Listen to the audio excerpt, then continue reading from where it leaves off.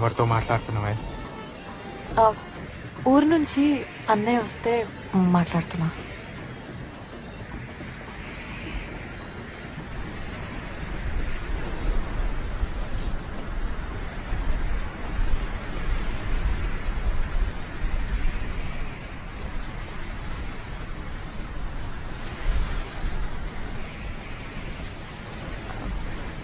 Anand,